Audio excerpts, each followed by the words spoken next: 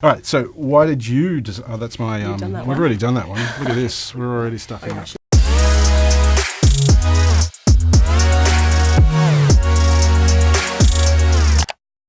So Ben, who should study digital music and media? Well, anyone that's really interested in creating with sound, I think, creating with sound in a studio. We got students that are interested in a whole bunch of different types of music. So people that are making electronic music, kind of electronic dance music. Anyone that's interested in maybe composing for film, TV, video games, that kind of thing, or composing electronic music for soundtracks for a whole range of different media. So yeah, anyone interested in electronic music, I think should probably think about studying digital music and media. Yeah.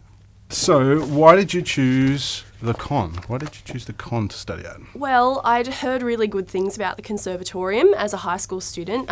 I was a regional student, and so there weren't really a whole lot of options for studying music where I lived. But yeah, I just heard from my teachers who had studied there that it was probably the best place to go for, studying classical music or, art music. So I thought that was why I applied. Yep. Cool. Awesome. So Ben, what are the entry requirements of digital music? So the entry requirements for digital music, as with all of our composition degrees, are that you need to present a portfolio of works. And so for digital music and media, that's 3 original works. There's no requirement to write any scored music, but it's recorded music only, produced music only. And if that gets through the entry stage, then you're invited to an interview, and you're interviewing with one of us, so that we can find out a little bit more about why you want to actually study at the con. So they're the general entry requirements, and it's pretty similar across all of our composition degrees. So what, to you, are the best aspects of the course? For me, I think one of the best aspects was, being able to learn from scratch. I came into my undergraduate course not knowing basically anything about digital music. I was pretty computer illiterate, so being able to build up my skills from the ground up was really important. So that was a really good aspect of the course. The range of different projects that we're allowed to do, we really have... within our assessments, there's quite a bit of freedom in what we can do. It can be very avant-garde music. It can be, film soundtracks. Depending on your subject and depending on what you want to do in your future, I think there's a lot of flexibility. So that's a good aspect of digital music at the con. Cool. Yeah. Awesome. Can you do a major in digital music, and what are the options? Yes, so the Digital Music and Media stream is one of the streams of the Bachelor of Music course. So that is essentially a major that you choose if you get into the Bachelor of Music, Digital Music and Media. But there are also other options for people studying, for instance, studying arts that want to do a music major. They can also choose music as one of the subjects in the kind of shared pool of majors. But most of the students that are doing digital music and media are majoring in digital music and media. So some of them also kind of branch out and do other subjects as well. And there are a few students that have also done double majors. So for instance, a double major in digital music and also music for creative industries as well, and composition. So yes, you can definitely do a major. What is a day in the life of a student like at the con? Okay. Well, you rock up to the con and you probably go to the cafe for a coffee because you didn't get enough sleep the night before. Of course. And then it really depends on what day, but you might be, going to a class with the entire cohort. It might be a music theory class with the other streams. And then, you might go down to the music studios in the dungeons of the con. And you might have a more specific course for digital music. So you might be learning about Max MSP, which is a programming system. You might have a one-on-one lesson with a teacher who's been allocated to you for that semester. And you meet every single week to work on your major project for that semester. So that might be a typical day. Sounds pretty typical to me. Then go to the cafe. Yeah, of course. Many times. Food. Yeah. Another coffee. Yeah. Okay. What career opportunities are there in digital music? So there's lots of career opportunities for digital music students. So some of our graduates from both composition and digital music are doing things like working as sound designers in studios. Some of them are writing music for games and other types of media. You can be a composer for film.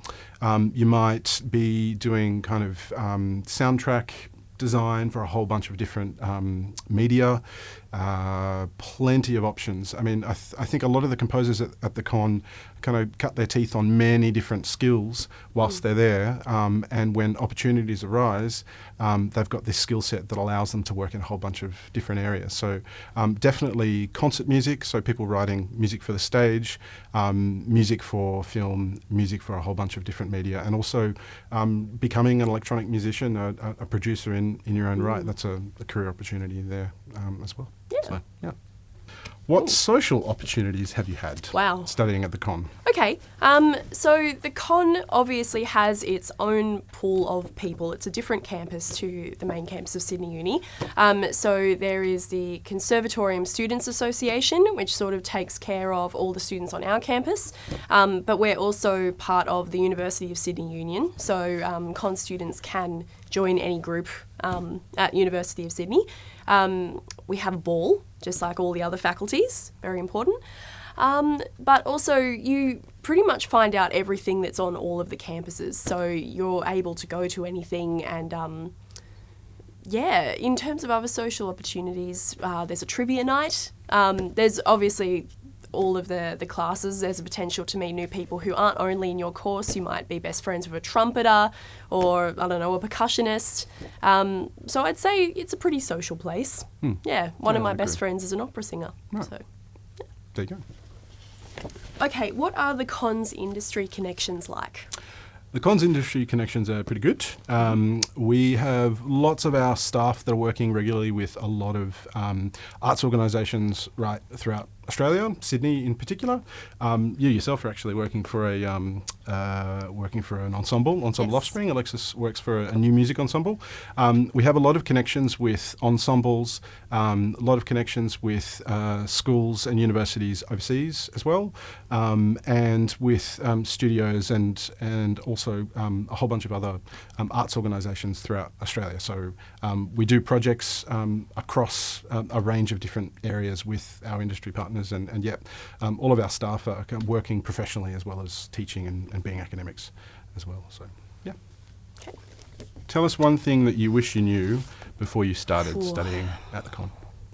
I think when I came into the con all those years ago, I was quite scared that it would be competitive, that it would be every man for himself, sort of trying to get one or two positions in the music industry in Australia.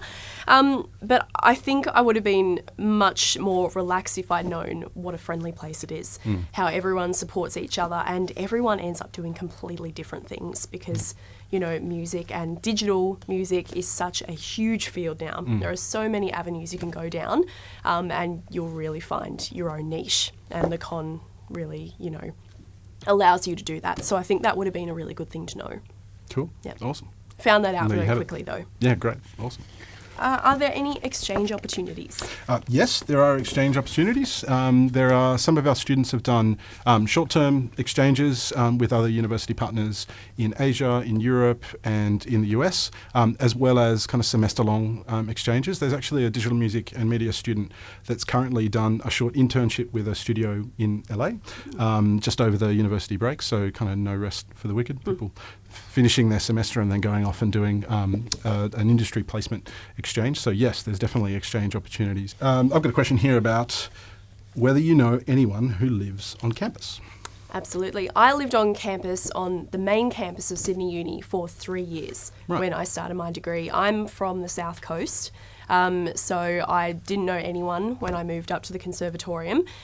So I actually lived at a college and I met people from all different degrees as well as music.